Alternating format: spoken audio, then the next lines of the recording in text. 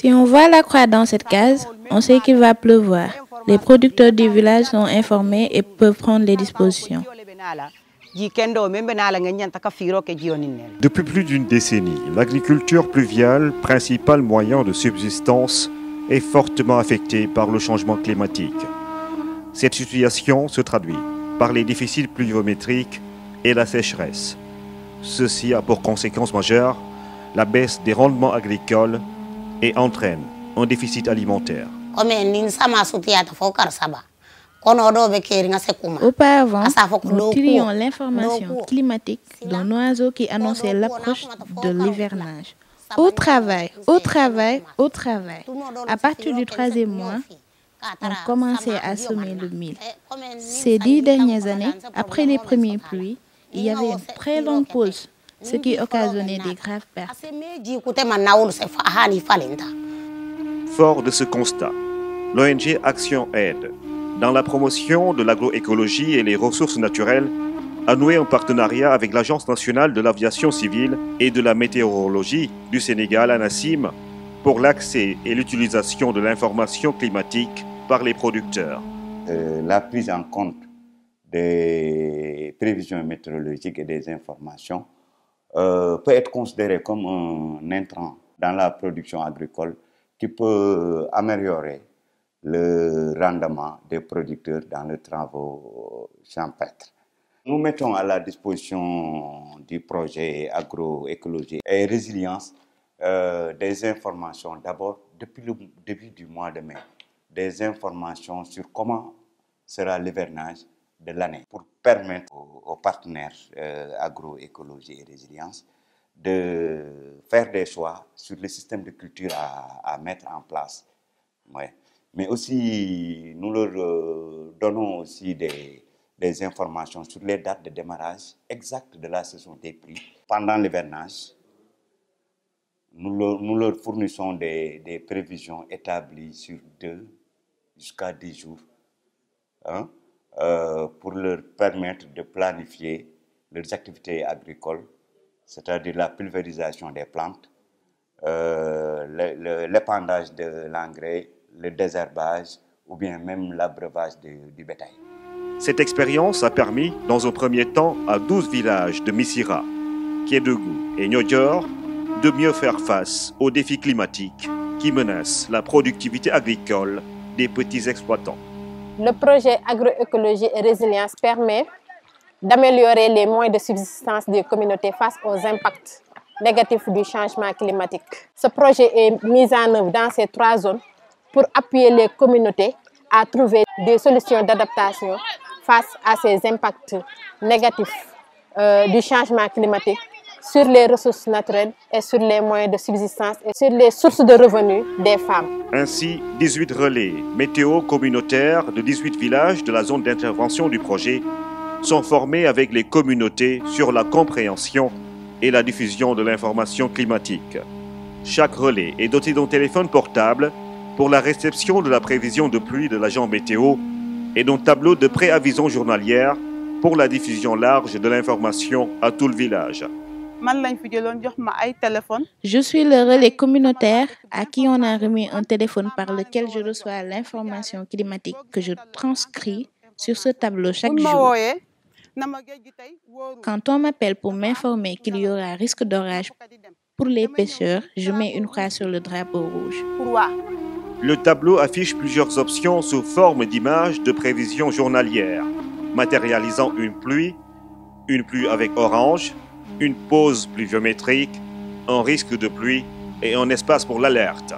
Inondation, sécheresse, feux de brousse et des alertes maritimes sur l'état de la mer par des drapeaux verts, jaunes et rouges pour le cas spécifique des villages insulaires tels que Fayako, Diamniadio ou Niodior.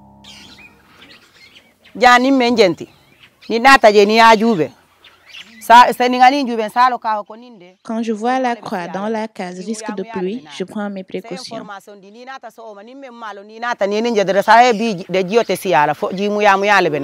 Le relais communautaire met une croix sous une image du jour après réception par téléphone de l'information du service météo pour que tout le village soit informé sur les préavisions journalières de pluie et les alertes possibles sur les aléas et l'état de la mer. Si l'agent de la météo nous appelle pour nous informer qu'il y aura la pluie, je mets une croix dans la case pluie. Donc, tout le monde va au champ pour semer. Par contre, s'il nous dit qu'il ne va pas pleuvoir ou qu'il y aura risque d'orage ou d'éclair, nous restons à la maison pour attendre que la pluie revienne. Ce projet a déjà eu un impact aussi bien sur les populations que sur la communauté. Les femmes ont ainsi acquis un meilleur respect des itinéraires techniques, le choix des semences adaptées au cycle de pluie, la sécurisation des productions. En début d'année, si on nous informe qu'il n'y aura pas beaucoup de pluie, nous utilisons des variétés précoces. Avec le changement climatique, on avait beaucoup de difficultés car on ne parvient même pas à avoir 50 ou 100 kilos de récolte. Mais aujourd'hui, on parvient à avoir 300 à 500 kilos. En plus, les communautés sont moins exposées car elles sont informées des risques d'orage ou de tonnerre.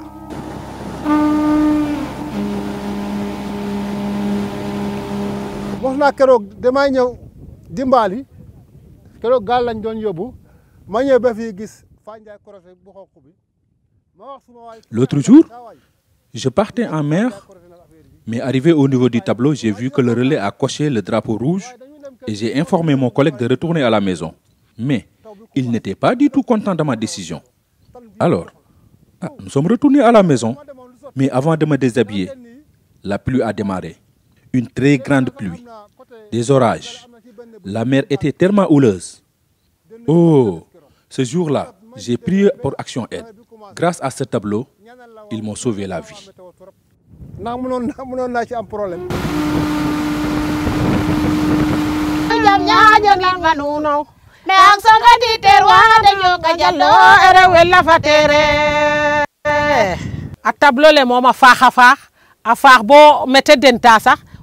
Le tableau est tellement important qu'on ne peut même pas l'imaginer. En ce moment-là, s'il y a risque, nous serons informés par le relais du village, par des signes sur le tableau et on ne prend aucun risque d'aller en mer. La cueillette des fruits de mer est notre activité principale.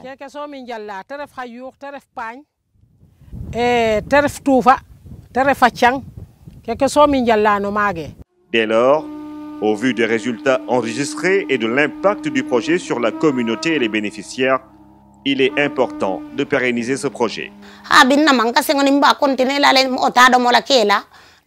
Nous conservons nos récoltes dans nos magasins, ce qui nous permet de prêter des semences aux producteurs avec un faible taux d'intérêt pour pérenniser le projet.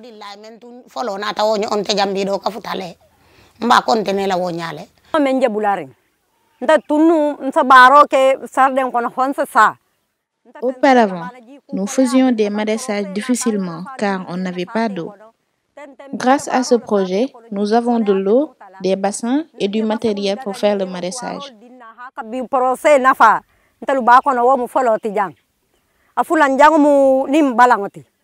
Mieux encore, nous avons pu bénéficier de ces digues de protection contre les ruissellements.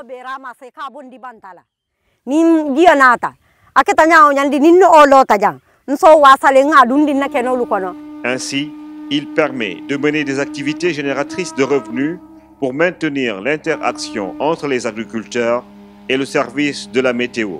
De plus, la cible devrait continuer à bénéficier de l'accès et la diffusion de l'information météorologique au niveau communautaire.